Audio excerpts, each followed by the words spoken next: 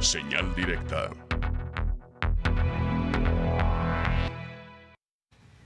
Le damos la bienvenida a este espacio a nuestro colaborador, al doctor Armando Zacarías. Su tema del día de hoy, 50 años del 68. Estimado doctor, ¿cómo está? Muy buenas tardes, le escuchamos. Así es, José Ángel, muy buenas tardes. Les mando un muy cordial saludo a través de ustedes y a través de ustedes a la amable audiencia del Sistema Universitario de Radio y Televisión. Efectivamente, la construcción de la plataforma cultural en que nos desenvolvemos ahora tiene antecedentes históricos importantes que requieren de manera constante su conmemoración para afianzar el sistema de valores en los que se desenvuelve nuestra sociedad. El siglo XX tiene una serie de trazos interesantes en sus primeros 50 años, en los que la Revolución Mexicana y el Estado que surge de ese complejo evento se convierte en un tema de recurrente recuento. Sin embargo, la segunda mitad de ese siglo se ve marcada por muchos aspectos en los que definitivamente el 2 de octubre de 1968 marca el inicio de un ciclo que en ningún momento se concibió de esa manera, pero que la fuerza de las circunstancias y de los eventos tuvo una forma especial de desplegarse y de convertirse en una persistente necesidad para ubicar la magnitud histórica del evento, así como de los actores, las circunstancias, y de ahí a la variedad de interpretaciones que van en muchas direcciones y que tienen resultados muy diversos, aún en el seno de los propios actores. Bertrand Russell establecía que de todos los estudios mediante los cuales los hombres adquieren la ciudadanía en la comunidad intelectual, ninguno es tan indispensable como el pasado. Saber cómo se ha desarrollado el mundo hasta el momento en que empieza nuestro recuerdo individual, saber cómo ha llegado a ser lo que son las religiones, las instituciones, las naciones en las que vivimos, estar familiarizados con los grandes hombres de otros tiempos, cuyas costumbres y creencias diferían ampliamente de las nuestras. Es todo ello indispensable para tener conciencia de nuestra situación. Fin de la cita. La década de los años 60 hay que verla bajo la perspectiva de las transformaciones internacionales que comenzaban a tener efectos planetarios con más velocidad que en los anteriores decenios de ese momento. Y como parte de la trama global hay que ubicar a México y su situación como parte de los elementos constitutivos del análisis de Tlatelolco del 68. Solemos ver de manera directa y aislada de las circunstancias que acontecían en el mundo. Varios estudios son coincidentes con la línea de pensamiento respecto del ambiente que imperaba de manera internacional, en el que se parte de un aspecto importante: la crítica que se estatuyó en ese momento hacia los modelos autoritarios que habían agotado ya en esas sociedades modernas su esquema de control y dirección, transformándose posteriormente de manera progresiva en sistemas de gobierno representativos que, no sin dificultades y eventualmente sangre, forjaron las sociedades en las que ahora vivimos. El despegue de crecimiento poblacional de gran calado en las sociedades del mundo de los años 60 le daba cambios importantes a la fisonomía sociodemográfica de esos años, con los consecuentes cambios no percibidos por el statu quo imperante de la transformación social, y ahí hay que señalarlo, la expansión del espacio público de la sociedad participante se impuso a medida que los ciudadanos comenzaron a expresarse e intervenir de forma más decidida en las decisiones políticas de su entorno social. No hay que olvidar que durante el siglo XX se cuadruplicó el ritmo de crecimiento demográfico en el mundo, en algunas partes con más velocidad que en otras. Sin embargo, la tendencia de crecimiento se diferenció de manera sustancial respecto de los siglos anteriores. En los inicios del siglo XX, el mundo comprendía alrededor de 1.575 millones de habitantes, en tanto que para la década del 60 se llegaba a 2.500 millones.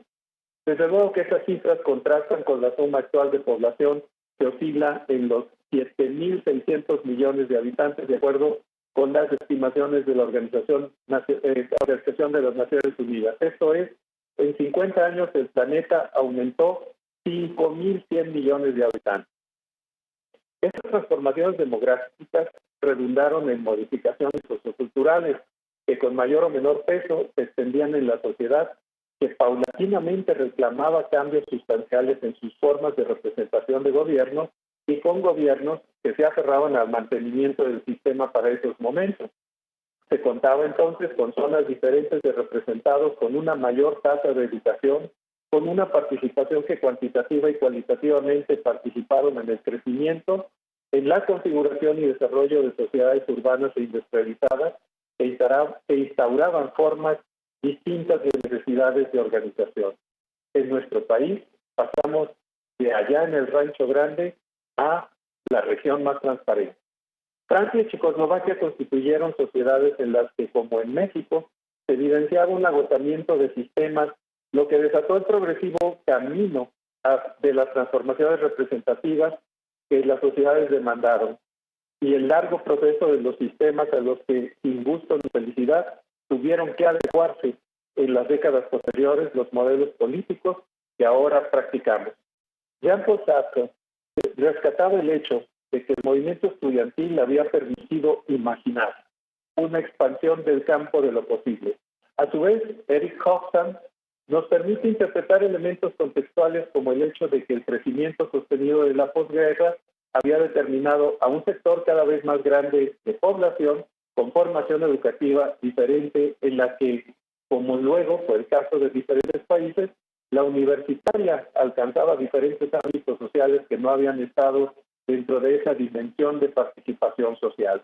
Podríamos decir que una condición de clases sociales medias concluyó históricamente en un cierto momento de emergencia de una calidad diferente de ciudadanos quienes participaron de manera mucho más dinámica y extensa en diferentes partes del mundo. Y se afirmaba un sentimiento de pertenencia a las decisiones de gobierno, no de partidos políticos, sino su inserción como ciudadanos con participación en el pensamiento y desarrollo del Estado. Por su parte, en Checoslovaquia, en la denominada Primavera de Praga, y con el Alexander Dubček a la cabeza, enfrentaba la potencia centralizadora del Pacto de Varsovia, la Unión Soviética, estableciendo un plan incluyente y de reformas ciudadanas en las que, por complejo que parezca en nuestros días, lanzaba un proyecto de libertad de expresión en la que se matizaba el pensamiento o el planteamiento de la censura es inadmisible.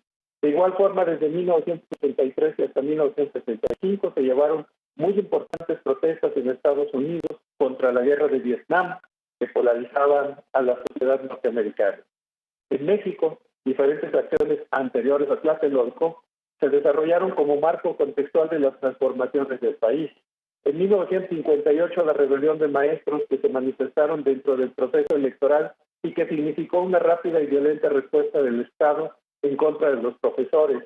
En 1964, la huelga de médicos del ISSSTE, que fue rápidamente reprimida para restablecer el orden en esa institución para esos momentos recientemente creada. Las huelgas estudiantiles de Michoacán de 1963 y 1966. El tono y carácter de los antecedentes, como en los casos mundiales, reflejaba un signo diferente en el esquema de protestas y el efecto producido con las respuestas violentas por parte de los gobiernos alcanzaban de manera directa a los nuevos sectores sociales emergentes, que, como ya señalábamos, crecían en cantidad y calidad. Se trataba, como en París, como en Estados Unidos y de alguna forma como en Checoslovaquia, de confrontaciones urbanas con una nueva forma de organización y de respuesta frente a los viejos modelos centralistas y autoritarios que arrasaban cada vez con menos contundencia a los movimientos en su expresión inmediata directa, pero estos con una forma diferente de rearticular el sentido de las protestas, el mantenimiento de las reivindicaciones que sostenían y además con el efecto de expansión intelectual distinta. De 1968 siguió el Jueves de Corpus en 1971. En 1975, el 14 de marzo, el presidente Echeverría se presentó en la UNAM y fue rápidamente increpado por una comunidad furiosa y agraviada, al punto que tuvo que salir huyendo por una puerta trasera en medio de gritos cuestionándole fuera asesino de la UNAM. El horizonte abierto en la década del 60 y específicamente el 2 de octubre del 68, hoy hace 50 años, nos hace recapitular el desenvolvimiento de estos 50 años en los que vimos el impedimento de pisar suelo de la UNAM de los presidentes subsecuentes, circunstancia impensada en el apogeo del autoritarismo, pero convertido en pasos de consolidación de un nuevo pacto social. La ley electoral de 1977, la imposibilidad de explicar los resultados por parte del sistema en la elección de 1988, la posterior creación en 1990 del Instituto Federal Electoral, la fundación en ese mismo año de la Comisión Nacional de los Derechos Humanos, la presencia del Ejército Zapatista de Liberación Nacional en 1994, la primera transición política en el 2000. Muchas circunstancias que vale la pena revisar como producto del establecimiento del nuevo pacto social que sigue en construcción y que nos permitirá más adelante realizar sin duda algunos análisis en emisiones futuras. Por lo pronto, Josefina y José Ángel, les mando un cálido saludo y a través de ustedes a la amable audiencia del Sistema Universitario de Radio y Televisión. Muchas gracias y buenas tardes.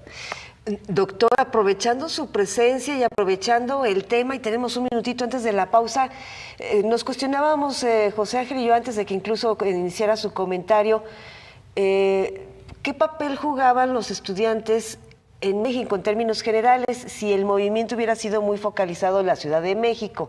Ya hablaba usted de que el movimiento estudiantil que se dio a manera internacional, lo del 68, que además hay que decir que se sumaron padres de familia, obreros, el rector de la UNAM, maestros, un gran movimiento, pero la pregunta sería esa, ¿no estuvo muy focalizado a la Ciudad de México, doctor? Bueno, definitivamente la Ciudad de México concentró la mayor de las participaciones. No hay que olvidar que la estructura de participación, más que de participación, sino de enfrentamiento con estos escenarios de crítica, sí estuvo presente en diferentes partes del país, particularmente en Michoacán. Hubo manifestaciones muy importantes. En el caso de Nuevo León también hubo manifestaciones importantes. Y en diferentes otras partes del país.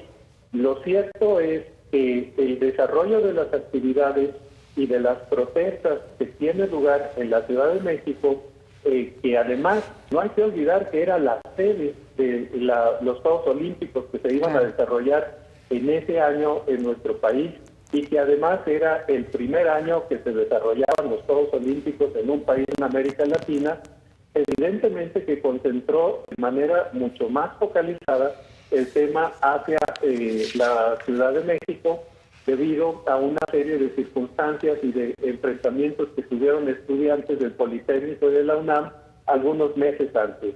Hay que recordar la serie de manifestaciones que encabezó el propio rector Javier Barros Serra sobre estos asuntos de darle legitimidad a las expresiones de los estudiantes que en ese momento mayoritariamente tenían lugar en la Ciudad de México, pero ciertamente la Ciudad de México concentra el mayor número de manifestaciones. Sin embargo, habría que llevar el trazo del análisis de las manifestaciones que se desarrollaron en otras partes del país, incluyendo la propia ciudad de Guadalajara. Sin duda. Un abrazo, doctor. Muchas gracias. Al contrario, muchas gracias y buenas tardes. Gracias, doctor Zacarías. Con esto hacemos una pausa. Ese es el tema. ¿Qué representa el 2 de octubre de 1968 en la historia de México? Su opinión cuenta y cuenta bien. Regresamos en 2 minutos.